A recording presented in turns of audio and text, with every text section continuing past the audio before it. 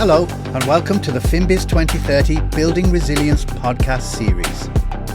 This episode features highlights from the Better Leadership, Better Future webinar hosted by Girish Ananthanarayanan. In this episode, we hear from Girish Ananthanarayanan, who is introduced here by Girish.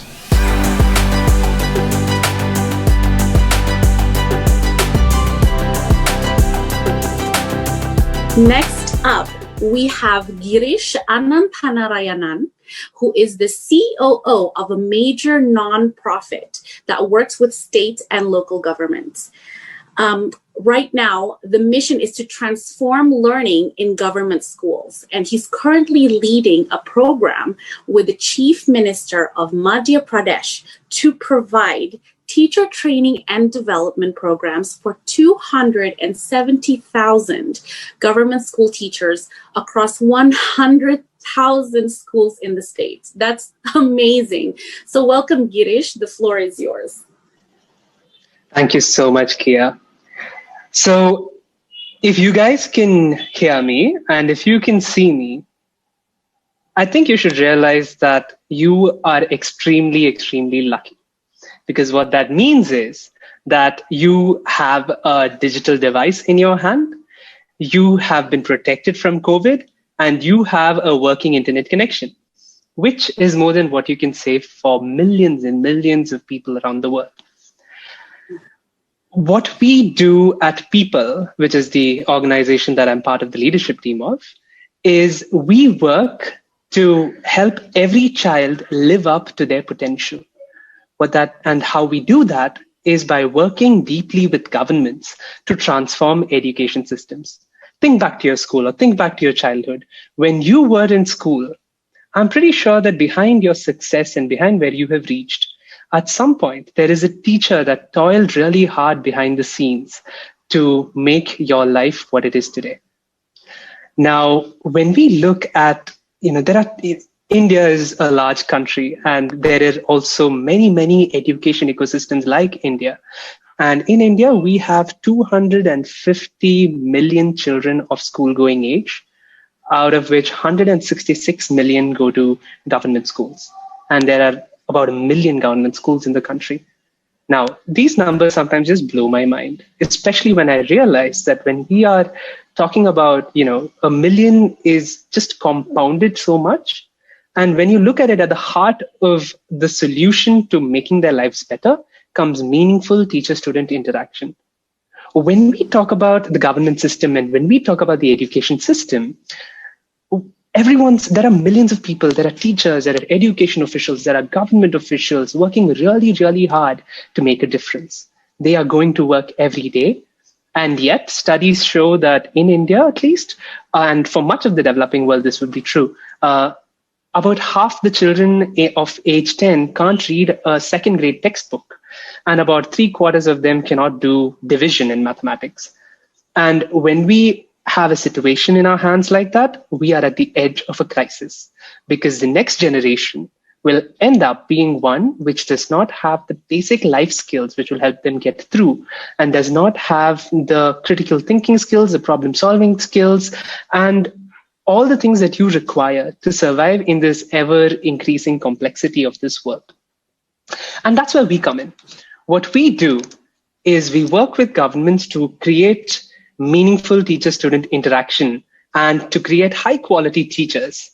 And at the heart of this, how we get there is by creating visual exemplars which build belief as to what is possible, supporting teachers through skill development, as well as working with the ecosystem to monitor and mentor teachers better. We have 3 large programs that we work on. The first, where we have schools that we run with about 1,000 children. Imagine in this country where most children can't read or are nowhere close to their grade level expectation. We have our kids in our schools, and these are these beautiful, brilliant children from the poorest families, which earn about $30 to $50 a month on a normal basis. Here we've created these islands of excellence, these beacons of excellence, where we have worked with the government to build them. And we have people from Prince Charles to the World Bank representatives and to teachers from other states who come to see our schools. we also have taken the secret sauce of these schools. And like Gia said, we're working with about 300,000 teachers across a massive state in India, which is larger than the UK, to help them to become better teachers, better educators. And this, by the way, began as a COVID response program.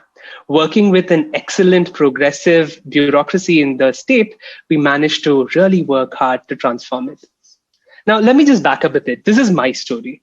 But if you really look at, who I am, I'm a child from a small town in India who was given the right opportunities and the right chance to grow. And today I have this opportunity thanks to technology, thanks to a lot of mentors who I have, and thanks to the state of the world that it is in today, to really have, as a single person, reach out to millions. And in this call, to thousands. So what is it that I was reflecting as we were preparing for this? What is it that I really, really wanted to share with you who are young students or accountants from around the world or others who are listening in? And there was one life-changing moment that I remembered. I went to a wonderful business school also. And in one of the classes, a class, in fact, called Investigating Corporate Social Irresponsibility, the professor said something which changed my life. What he said was that if you really think about it, in this class, we're being explicit that we will talk to you about what issues there are with companies, but we're being explicit about it. But every single class of yours, including your accounting class, is an ethics lesson in itself. Because in accounting, they are telling you what to put on both sides of the balance sheet. Now, when you look at construction of a dam, it is accounting that tells you what to value and not to value the destruction of habitat or to value the loss of human lives that it might incur, but to value the cost of the materials that goes into it. And so keeping clearly in mind that the system that you are in is built towards a particular direction and linking that to your sense of what your compass says is going to be important. And specifically in that, I would just say three things. The first, and it's brilliant how what I was thinking is exactly also what Farviza was saying. I think the first point that she made resonates very strongly, which is being compassionate. Because ultimately, I think the one thing that drives us forward in times of crises is caring about somebody else's difficulty, being aware of it, and doing what is in your power to help them. But at the same time, do make sure that you take care of yourself and there is self-care even as you work compassionately to support others.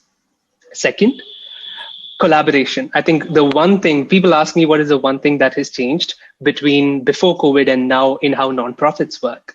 What we've realized is that people are working really hard, but today there are new collaboration scenes which otherwise were not there before. And in this new world where we work together, there is more potential when all of us come together like we have in this platform today. And finally, there is the part about building resilience and building adaptability. Now, with an ever-changing world, when we took a decision that we would work only with governments, one of our board members said, that is brave but necessary.